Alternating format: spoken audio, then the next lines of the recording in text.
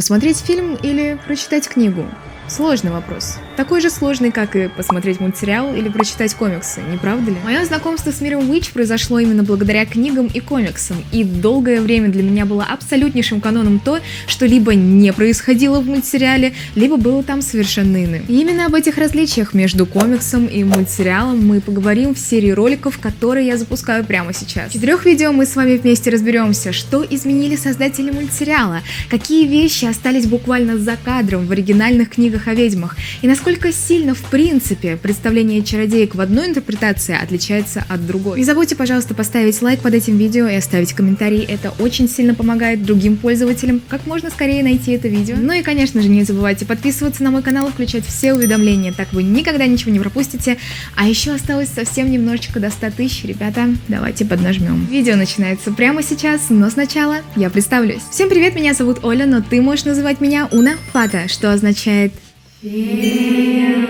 добро пожаловать на мой канал. Предлагаю начать с волшебных сил девчонок. И здесь на самом деле есть некоторые интересные нюансы. Изначально силы девочек начали проявляться через более второстепенные возможности, более бытовых ситуаций. Ирма силой мысли внушала учителям, чтобы они сегодня ее не спросили на уроках. Вил с легкостью управлялась техникой, потому что она умела разговаривать с ней. А Тара не обладала телепатией и с помощью нее разговаривала с девчонками во время урока. И вы скажете мне: Оля, но они же умели это делать и в мультсериале. А я скажу вам, что у них эти возможности открылись там намного позже. В мультсериале это интерпретировалось как развитие их волшебных способностей, ну а в комиксе все было довольно-таки иначе. Ну а впервые Вил увидела себя в образе чародейки еще до того, как получила сердце Кондракара. Это произошло, когда она проходила мимо книжного магазина, да, того самого, где обосновался Седрик в мультсериале. В отражении окон этого магазинчика она и увидела свое новое амплуа. Кстати, именно в этот момент Седрик и Ваток спалили, кто будет новой хранительницей кристалла. Впервые все вместе девочки перевоплотились, когда попали в Метаму. И никаких тренировок на полигонах или что-то вроде того, сразу первая миссия. Кстати, вы обращали внимание на крылья чародеек? Они такие маленькие, забавные и так прикольно трепещут, когда они ими пользуются. В комиксах этими крыльями по их назначению, то есть летать, может только одна чародейка — Хайлин. Это обусловлено тем, что Хайлин все-таки стражница воздуха, и логично, что только у нее есть такая фича. Хотя, с другой стороны, зачем им вообще тогда крылья? Еще одна волшебница Шеффилдской школы, Элиан, в мультсериале имеет фамилию Браун, а вот в комиксах Портрейт. Изначально она была влюблена в Мэтта, который позже стал парнем Вилл, ну а позже у нее случился роман с Кальбом, но об этом в другом видео. В мультсериале о ее влюбленности в Мэтта даже не говорится.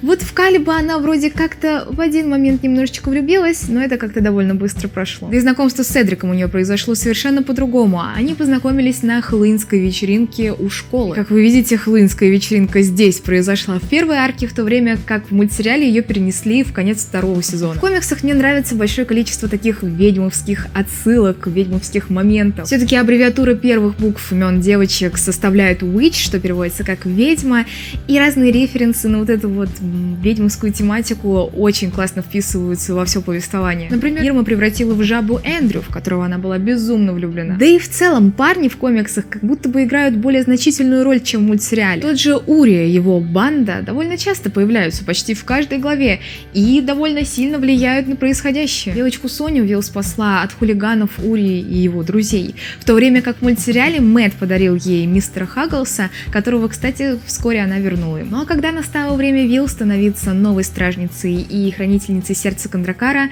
бабушка Хайлин, Янлин, умерла. Она выполнила свой долг, передала свое дело и отправилась на Кондракар. В мультсериале она мало того, что не умирала, так еще и выглядит намного свежее, бодрее и моложе. В комиксе было четкое количество порталов, соединяющих наш мир и Меридиан — 12 порталов, в то время как в мультсериале их могло быть бесконечное множество. Вспомните, как в одной из серий Бланк бегал по Хиттерфилду и случайно открывал один за другим порталов, никаких лимитов не было. Кстати говоря, в оригинальных комиксах Бланком даже и не пахнет, это был персонаж, созданный специально для мультсериала. В мультсериале, чтобы закрыть эти порталы, Вилл приходилось использовать сердце Кондракара, а вот в комиксах девочки просто объединяли свои силы и таким образом латали дыры в завесе. Если в мультсериале Фобос и Седрик напрямую взаимодействуют друг с другом, в комиксах Седрику приходится обращаться к Фобосу через шептунов. Да, в комиксах шептуны мало того, что и выглядят иначе, так еще и функцию другую выполняют. Кстати говоря, Калиб изначально был шептуном.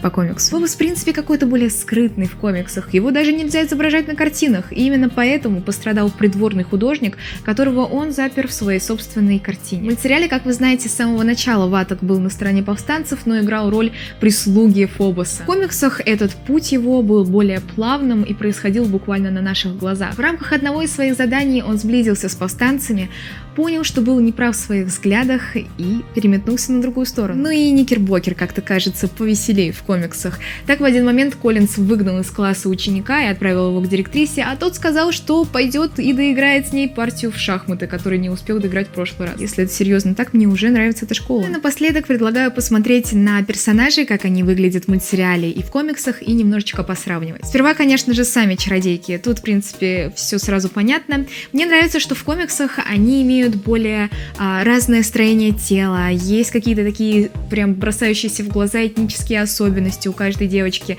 В мультсериале они какие-то более унифицированные, что ли. Меньше уникальности в их внешности, как мне кажется. Седрик тоже довольно узнаваем, но лично я вижу, что в мультсериале он более мускулинный, мне кажется, и не такой хитрый. Ну, а в обличии змея он вообще ужасающий. Лично мне все-таки больше, наверное, нравится вариант в комиксе. А вот Фобос довольно сильно изменился. Кроме того, что изменилась немножечко его прическа, красные брови и бородка. И вообще в комиксах он выглядит как 16-летний, хотя по комиксам он как раз там намного старше, ему где-то 40 лет. В мультсериале из него все-таки сделали более типичного такого антагониста первого сезона.